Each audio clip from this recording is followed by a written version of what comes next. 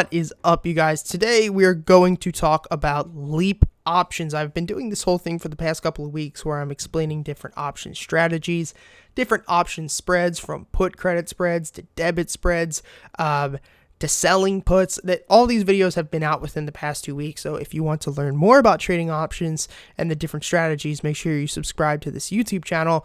But today is going to be the last one, and we're going to talk about LEAP options. Why would you take a LEAP option? What exactly LEAP even means? And the pros and cons to this. So we're going to be using Apple as an example. A LEAP option, and I'm saying it like this, LEAP, is just a long-awaited equity anticipation. So essentially you have a bullish future, or bearish, we'll talk about that, on a certain company, and you are expecting a huge move within a long period of time. But people do trade this without having to have a long outlook, and we'll kind of explain that in a moment. So let's just look at Apple. If we wanted to go ahead and buy 100 shares of Apple, it would currently cost us $13,150. Now, and say we wanted to hold this Apple position for about 1 year. So let's just look at September 2021, September 17th. Well, instead of doing that, we could actually buy an option that expires 1 year from now. And what you're going to want to do is make sure that you purchase something with a high delta. I talk about the Greeks a lot. I'm going to make a whole video actually specifically breaking every one down. But delta is going to be important when you're looking at a LEAP call. Delta is essentially how much money you will make per $1 that a stock goes up. So if you have a LEAP option on Apple, if Apple goes up $1, in this case, you would make 63 cents per share per contract. So you guys remember, one contract is equal to 100 shares. So in this case, you would make $63 every time Apple goes up $1.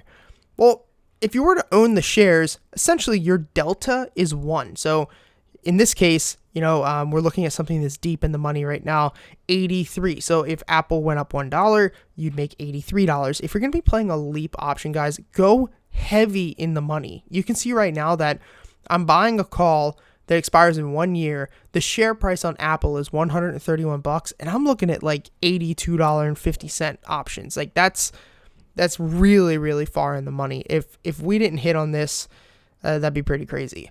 But let's just take a look at something like this right now. Now, the volume is lower than I'd really want, so you really only want to do this on bigger companies. Apple is a good example, but even if we keep moving up, you want to find something with at least 20, 30 volume, at least maybe 500 minimum open interest. But in this case, delta is 91, which means if Apple goes up $1, we make $91, and you want to get your delta as close to 100 as you can. Usually I look for the 90s because they have more volume than a delta of 1.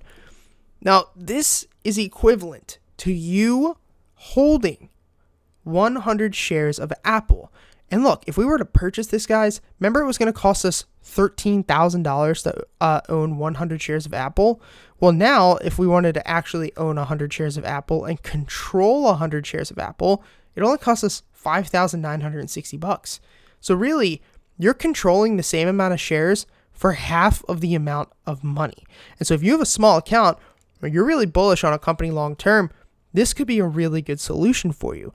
Now, one of the downsides is dividends. You're not going to collect a dividend payment.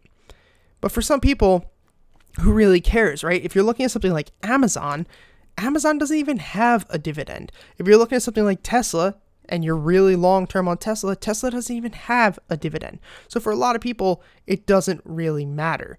The other thing too is, say you just want to trade a position, you can actually set up a LEAP option without having to actually purchase those amount of shares. So for somebody who, say they want to just buy 1,000 shares of Tesla for the next 2 weeks, you could just do that in the form of a LEAP option. Instead of buying 100 shares, you could actually just buy a LEAP option, something like, let's take a look here, 350. No, we want something with a little bit better of a delta. 79, no. Let's go a little further in the money. Okay, here, 85. So you could actually purchase this option on Tesla for about $19,000 instead of $44,000. So that's really good, guys. I mean, for me, I play leaps when primarily like back in March when we had a bit of a crash and I really wanted to pick up stocks at deep discounts that I thought would recover within the next couple of years, but I didn't want to deploy all of my capital. So for instance, if I really saw Tesla down right now at like $200, I'd get a 1-year leap call for something really deep in the money. And this way I can make some pretty good cash off of that. But this is a really safe way to make money. I would say though, however, only do it with big cap companies and only do it with stocks that primarily go up. You look at the S&P 500 over the past 5 years, steady incline. If you look at Apple for the past 5 years, right? Steady incline. If you look at AMC Theaters in the past 5 years, not a steady incline. This is not a company that you want to do this with. So make sure you're doing this with big cap companies that have a huge amount of volume in the options chain market, and make sure you're doing it with a stock that is consistently going up. And it's a really good way to make some passive income. Of course, there's always going to be risk, so remember that. But for me, this is something that really helped me when I first got started, and I hope that it helps you guys. So make sure you hit the like button, comment down below, what do you think about this strategy? Of all the strategies that I explained, which is your favorite? And make sure you subscribe to the channel, guys. Peace.